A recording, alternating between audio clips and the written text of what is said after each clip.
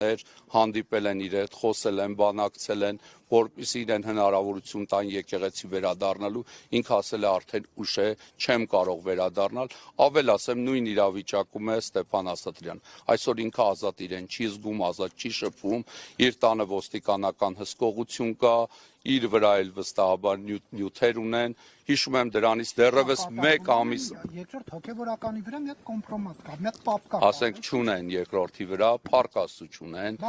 ասենք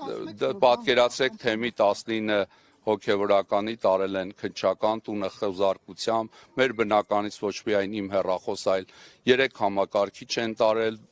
4 երեխաներից կնոջս հեռախոսներն էլ են տարել եւ թեմի հիմնական քահանաների վրա որևէ կոմպրոմատ իրենք չեն կարող գտնելու դեպքում էլ մենք առողջություն այդ կոմպրոմատները լուծելու ճանապարհը գիտենք, եթե մեր թերությունները, սխալները անհամատեղել են մեր եկեղեցական լինելուն, մենք պատրաստ ենք ցանկացած բայի եկեղեցուց դուրս գալով, եկեղեցական կարգից զրկվելով մնալ որպես շարքային հավատացյալ եւ որպես շարքային հավատացյալ լինել եկեղեցում եւ եկեղեցու կողքին։ Ես Տեր Վրթանեսն եմ, Տեր Փառենը չեմ, բայց սիրով կլսեմ, մեծ պատիվ այն Տեր Փառեն ասելն էր։ Ներողություն, Տեր Վրթանես, Աշակ Սրբազանը եւս զղջացել ու ապաշխարել է ու ներում է ստացել։ Նախ ասեմ, որովհետեւ ասեցին տեղեկություններ տարածեցին, որ իր մասնակցությամբ տեսանյութը տարածված ճիշտ է եղել եւ կեղծված չի եղել։ Ասեմ, այդ տեղեկությունը նախ ճիշտ չի եղել, կեղծված է, արհեստական բանականությամբ ստեղծված է, բացի այդ դա արել են գաղտնալսումից հետո,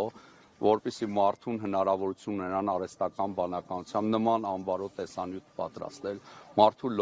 լողասենակում այդ մասին տեսանյութ այդ կամերա են դրել, որպեսզի մարդուն մերկ նկարեն, կարողանան այդպիսի տեսանյութ պատրաստել։ Երեք ճիշտ ասած մեր հարազատներից մեկն էր զանգել,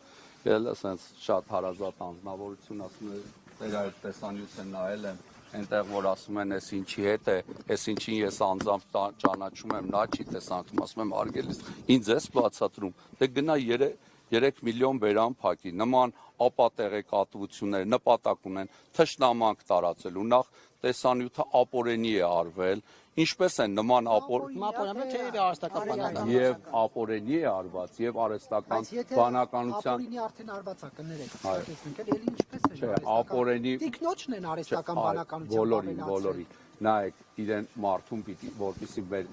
արհեստական բանականության համար միջոցով այդպիսի վիդեո ստեղծեն, պիտի մարդուն մերկ նկարեն եւ այդ նպատակով իրենք նույնիսկ բոլոր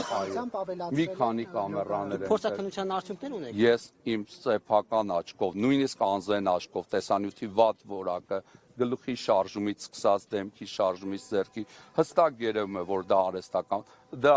ուղղակի առանց մասնագետ լինելու հստակ երևում է, բայց նաեւ ապօրենություն է կատարվել մեզանից շատերին նաև գաղտնալսել են ապօրենի կերպով, հետևել են, հետապնդել են տարբեր ձևերով, ինձ էլ բազմաթիվ անգամներ տանից մինչև եկեղեցի, ասենց ոստիկանական մեքենաներով, ասենց ոչ ոստիկանական տարբերանշանով մեքենաներով հետևել են, երկար ժամանակ հավանաբար նաև հեռախոսով են գաղտնալացել, ես որևէ մեկ կոմպրոմատից չեմ վախենում, նախ այնպիսի բան առաջ չունեմ որևէ բանից եթե կվախենամ, անկեղծորեն ասեմ, բայց նաև եթե նման նյութեր լինի, եթե որևէ դեպքում ես այնպիսի սխալ անեմ, որի արդյունքում կարող եմ վարկաբեկվել, ես պատրաստ եմ այդ սխալը դնել կարգապահական հանձնաժողովի աչքի առջև, եւ եթե եկեղեցին օրինակ կարճաժամկետ պատիժ չի տա, ասենք փիլոնազրկություն, կախակայում կամ կարգալույծ կանից, ես պատրաստ եմ բոլոր տարբերակներով, ես կուզեմ, որ մեր բարձրաստիճան, ցածրաստիճան հոգևորականներից, մեր քաղաքացիներից սկսած այնքան քաջությունը երեք Լիդիան ազատության մեջ էր։ Երեք իմ օրը շատ տոնական էր, անկախ նրանից, անկախ իրենց վարչապետի հետ հանդիպումից, ես օրինակ ավելի շատ երեք ուրախացել եմ, քան տխրել։ Ուրախացել եմ Լիդիա Մանթաշյանի ազատության համար, կներեք հեսա։ Այդ հոգևորականը դավաճան է։ Լիդիա Մանթաշյանի քաջության համար նախորդ դատին, նախորդ 5 շաբթի տեսա ինչպես Լիդիան իրեն շատ աղջիկ լինելով, շատ քնքուշ լինելով հանդերձ, բայց իրեն շատ քաջ, շատ արի կերպով եւ արդյունքում երեք ինքը դատանի դալիճից ազատ արձակվեց եւ վստահ եմ, որ Աստված նաեւ ազատություն կտա բոլոր կալանավայրում եպող եպիսկոպոսներին։ Ես այսօր ավելի շատ աղոթում եմ թվացյալ ազատության մեջ եղող, բայց իրենց սկզբունքներին, իրենց ուխտը դրժած եկեղեցականների համար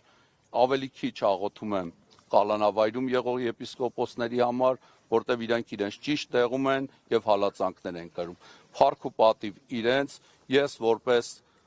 իրենցից կրտսեր եկեղեցական կան իրենք իմ համար իդեալական հոգեվորական։ Կներեք, դուք տեսել եք այստեղ այն եպիսկոպոսներին, վարչապետի հետ հանդիպած հոգեվորականներին այսօր այստեղ տեսել եք, թե ոչ նրանց մասնակցությամբ քնիստ կա թե ոչ։ Ձեր ինչ հարց եք տալիս։ Կհիշեմ, ձեր հարցն եք կհիշեմ։ Չեմ մոռանա, Պատասխանեք։ Հա, իր հարցին, Նարեկի հարցին պատասխանեմ, ճիշտ ասած չեմ տեսել, ասենք որևէ ձևի չեմ քաշվի տեսնել եւ իրենց աչքերի մեջ նայելուց,